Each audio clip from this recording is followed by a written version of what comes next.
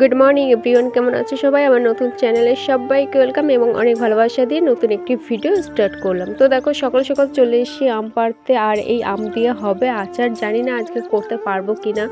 তো এই আমগুলো ছিল অনেকটাই উপরে, নিয়ে পরে মাকে বললাম। মা একটা লগা নিয়ে সোজা চলে গেছে আম পাড়তে। আর আমগুলো এতটাই উঁচু ছিল, লাস্ট পর্যন্ত মাকে চেয়ার পাততে হয়েছিল। তো আমের সাইজগুলো বেশ ভালোই বড় ছিল। আর এই গাছের আমগুলো না পাকলে আর খাওয়া যায় না, মানে প্রচুর পরিমাণে পোকা ধরেছে, নিয়ে পরে আর খাওয়া হয় না। তো ভাবলাম যে তাহলে এই কাঁচা আমগুলো হয় টক নয় আচার। আর এই আমগুলো আচার বানালে না বেশ ভালোই লাগে। আর এই গাছের আমগুলো প্রচুর পরিমাণে টক। আর পাশে যে আর একটা আম গাছ আছে, তোমাদের এর আগে দেখিয়েছিলাম, সেটা খুবই মিষ্টি। মানে যেহেতু এই বছর আজকে কম আম ধরেছে, নিয়ে পরে সেই আমগুলো খেতে বেশ ভালোই লাগে। তো এই গাছের আমগুলো পাকবে না, আর হাজার বছর রেখে দিলেও তো পাকার কোনো নামই নেবে না। নিয়ে পরে দেখো কতগুলো আম পেরেছি। তো এগুলো নিয়ে যাব কাটতে। তো আমার কাটা কমপ্লিট হয়ে গেছে। তো এই আমগুলো দেখে আমারই লোভ লাগছে, মানে কখন মাখা খাবো, কিন্তু মাখা তো খাওয়া হবে না। তো এগুলো নিয়ে যাব সোজা ছাদে, মানে ছাদে শুকোতে যাবো। তো এখন আমি রান্না করতে চলে এলাম। আর এই দেখো ভাত বসিয়ে দিয়েছি। এই যে ভাত হচ্ছে। তো এখানে বসার কিছু রাখিনি, কারণ প্রচণ্ড রোদ্দুর, ওই জন্য আর কি। তো অল্প অল্প করে জাল দিচ্ছি। ওরে বাবারে, রোদ্রে বসাও যাচ্ছে না, প্রচণ্ড রোদ্দুর। তো অল্প অল্প করে কাঠে জাল দিচ্ছি, তো অল্প অল্প করে জাল দিচ্ছি, আবার সরে সরে আসছি আর কি। তো এখানে ছেলের একটা জামা কাপড় ধোয়া হয়েছে, এই যে। আর এখানে আছে, এটা ভেজাবো। আর কিছুগুলো ভিজিয়ে রেখে দিয়েছি আর কি। তো আমগুলো এখন রোদ্রে দেবো, মানে ছাদে দেবো। ভাবছিলাম যে আজকে আচার করবো, সেই তোমাদেরকে বলেছিলাম যে পরের বার আবার আচার করলে তোমাদেরকে দেখাবো। তো জানি না আজকে কমপ্লিট করতে পারবো কিনা, কিন্তু রোদে দেবো। তো দুদিন রোদ শুকালে না একটু ভালো হয়। এটা একটু অন্য টাইপের আচার করবো। আর আগেরটা তো গাছ থেকে পেরে কাঁচাটাই করেছিলাম, তো খেতে অন্যরকম স্বাদ হয়েছিল। তো এটা হবে আর এক স্বাদ, ঠিক আছে। সারাদিন কি করছি না করছি এই সমস্ত কিছু তো তোমাদের সাথে শেয়ার করবো। আর আমি কি করছি না করছি এই সমস্ত কিছু দেখতে হলে তো অবশ্যই আমার ভিডিওটা দেখতে হবে।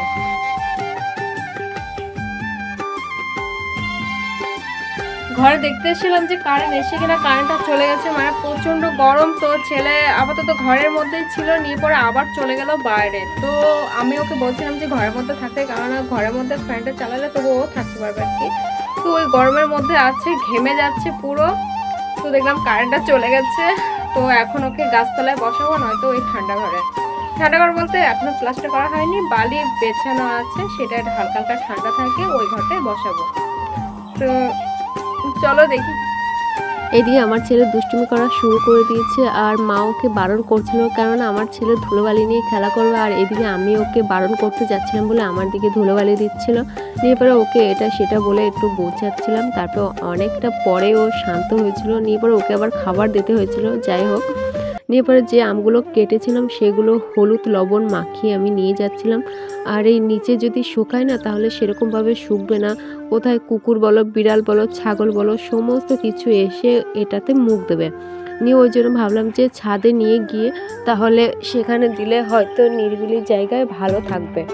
ওই জন্য আমি, মা আর আমার ছেলে সোজা চলে যাচ্ছিলাম। আর ছেলে একটু দুষ্টুমি করছিল ঠিকই। আর আকাশের অবস্থা না একটু খারাপই ছিল, রোদ উঠেছিল ঠিকই, কিন্তু তার মধ্যে একটু মেঘলা মেঘলা ভাব হয়েছিল। মনে হচ্ছিল যে বিকাল টাইমে ঝড় বৃষ্টি আসতে পারে, যতদূর সম্ভব, জানি না আসবে কিনা। আর এদিকে দেখো পাশে আমাদের যতগুলো জ্বালানি ছিল সেগুলো সব নেড়ে দেওয়া হয়েছিল। তো এগুলো না শুকানো হয়ে গেলে আমরা সোজা নিয়ে যাব নিচে। তো তোমাদের এর আগের দিন ভিডিওতে বলেছিলাম যে আমাদের জ্বালানিগুলো কাঁচা আছে, মানে শুকানো হয়নি। আর না শুকালে আমাদের ভাত রান্না করা হবে না। তো আজকে আমরা নিয়ে এসেছিলাম, নিয়ে পরে ভোরবেলা উঠে ওই ছাদে নেড়ে দিয়েছিলাম। তো কাঠগুলো অনেকটা শুকিয়ে গেছে। তো 3টে-4টের দিকে নিয়ে যাব। তো এইভাবে যদি আমগুলো দেওয়া হয় না, বেশ তাড়াতাড়ি শুকিয়ে যাবে। আর আমার ছেলে ওইদিকে দুষ্টুমি করতে করতে ছাদের এইদিকে ওইদিকে চলে যাচ্ছিলো। নিয়ে পরে আমারও একটু ভয় করছিল। তো মা ওকে ডাকছিল, নিয়ে পরে কোনো কথা শুনছিল না। তো এইগুলো দেওয়া কমপ্লিট হয়ে গেলে সোজা চলে যাব নিচে। তো এদিকে দেখো আমার ভাত ফুটেও গেছে, মানে উপর থেকে নিচে আস্তে আস্তে ভাতগুলো ফুটে গেছে। আর এদিকে দেখো আজকে নিয়ে এসেছিল বাবা মাংস, আর তার সঙ্গে নিয়ে এসেছিল লিচুর গাছ। মানে এই গাছটা দেখে আমার যে এত আনন্দ পাচ্ছে কি বলবো, বড় হলে খেতে পারবো কিনা জানি না, কিন্তু এই গাছটা দেখে খুবই আনন্দ লাগছে। আর তার সঙ্গে তো আমার ছেলে বেশি খুশি হয়েছে, মানে ওই গাছটা নিয়ে বারবার এদিক সেদিক করছে, হাতাচ্ছে। এরপরে ওকে থামাচ্ছিলাম যে এটা কোথায় লাগাবো, তো আমার ছেলে বলছিল যে আজকেই লাগাবে, ছাদের উপর লাগাবে। এক বিষয় ভালো হয়েছে, ছাদের উপর লাগালে মনে হয় ছাগল গরু কুকুর তারই অত্যাচার হবে না। আর যদি নিচে থাকে না, আমার ছেলেরও অত্যাচার হবে, মানে আমার ছেলে বেশি অত্যাচার করবে। একটু ওর রাগ হলে না গাছপালা একবার ভেঙে ফেলবে। আর এইদিকে নিয়ে এসেছিলো ছাল, মানে আমার ছেলে অনেক দিন ধরে খেতে চাইছিল, তো মাংস এনেছিল। আর এদিকে দেখো রান্না করছিলাম আমি। তো এখন বসে পড়ছি রান্না করতে। এই দেখো রান্না করছি, এগুলো হচ্ছে মাংসর ছাল, ঠিক আছে। তো ছেলে অনেক দিন ধরে খেতে চাইছিল, তো আজকে বাজার থেকে নিয়ে আসা হচ্ছে, নিয়ে করে রান্না করছি। তো প্রচণ্ড কষ্ট হচ্ছে দুপুরবেলা, এখানে হালকা হালকা ছায়া পড়ছে ঠিকই। তো 11টার দিকে আনা হয়েছিল, তখন তো প্রচণ্ড রোদ, তখন তো আর রান্না করেছিল না। তো ভাবলাম যে হালকা ছায়া পড়ে, তো অনেকটাই ছায়া পড়ছে, কিন্তু প্রচণ্ড গরম লাগছে, তাকে উনুনে পারে না ওই জন্য। আর আমার ছেলে দেখো থালা নিয়ে বসে আছে, ওই দেখো খাওয়ার জন্য, ঠিক আছে।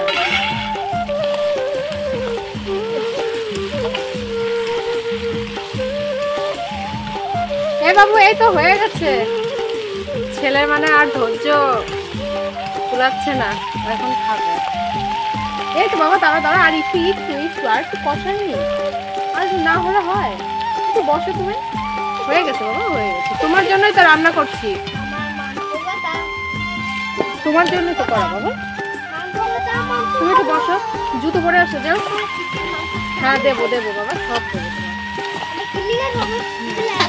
হ্যাঁ এগুলো তো সব বাবার জন্য করা না। এইখানে একটু বলো, কি বলবা তুমি? ওই দেখো থালা নিয়ে চলে এসছে, খাবে। ওরকম করে না বাবা। এই দেখো কত তেল উঠে গেছে, দেখেছো? তেল আমি কমই দিয়েছিলাম, দেখো।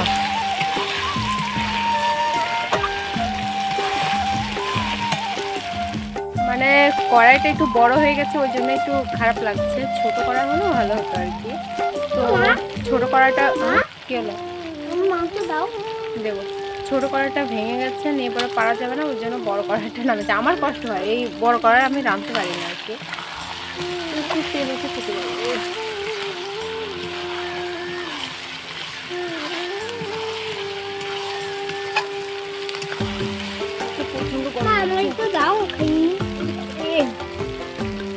বিশাল গরম লাগছে বাবা। বসে না বসে না বাবা, আরে আগুনে লাগবে, এখন আমি দিচ্ছি, দাঁড়াও। তো ছেলেকে আগে দিয়ে আসি, ছেলেকে ঠান্ডা করি। আমাদের খাওয়া দাওয়া কমপ্লিট হওয়ার পরে ঝড় বৃষ্টি আরম্ভ হয়েছিল। তারপর আমি সোজা চলে এলাম ছাদে। আর ছাদের যে সমস্ত জ্বালানি, তারপর আম কাটাগুলো ছিল, সেগুলো আমরা সোজা নিয়ে গেছিলাম ঘরের মধ্যে। নিয়ে পরে ছেলেকে কোনো রকম ঘরের মধ্যে রেখে সোজা চলে এসেছিলাম। আর এদিকে দেখো লাল কালারের এখন মেঘ ধরেছে, যদিও এখনো বৃষ্টি আরম্ভ হয়নি। মানে প্রচুর পরিমাণে বিদ্যুৎ চমকাচ্ছিল, আর প্রচুর পরিমাণে ঝড়ো হাওয়া হচ্ছিল। তবুও এই ঝড়ের মধ্যে থাকা ঠিক না, মনে হচ্ছিল গাছপালা যে সমস্ত আছে সবগুলো মনে হয় আমার মাথার উপর পড়বে। নিয়ে পরে মা ওদিকে নিচে প্রচুর পরিমাণে ডাকছিল। নিয়ে পরে আমি যাচ্ছিলাম না, একটু ভালোও লাগছিল। তারপর দেখলাম যে আর থাকা যাবে না। তো যাই হোক, ভিডিওটা আর বেশি বড় করা যাবে না। নিয়ে পরে আজকের মতন এই পর্যন্তই। তো কেমন লেগেছে অবশ্যই জানাবে, আর তার সঙ্গে লাইক, কমেন্ট, শেয়ার এবং সাবস্ক্রাইব করতে একেবারে ভুলবে না। যারা ইউটিউবে থেকে দেখছো তারা আমার চ্যানেলটি সাবস্ক্রাইব করে দেবে, আর যারা ফেসবুক পেজ থেকে দেখছো তারা ফলো করে দেবে, ঠিক আছে? তো বেশ ভালোই লাগছিল। নিয়ে পরে একটু ঘোরাঘুরি করে তারপর নিচের দিকে রওনা হলাম। তারপর নিচে না কারেন্টও চলে গেছিলো। নিয়ে ভাবছিলাম যে আজকে আর আসবে না। আর যখন ঝড় বৃষ্টি শুরু হয় তখন আর কারেন্ট আসে না, মানে দুদিন আর কারেন্টের দেখাই যায় না। তো যাই হোক, আজকের মতন এখানেই, টাটা।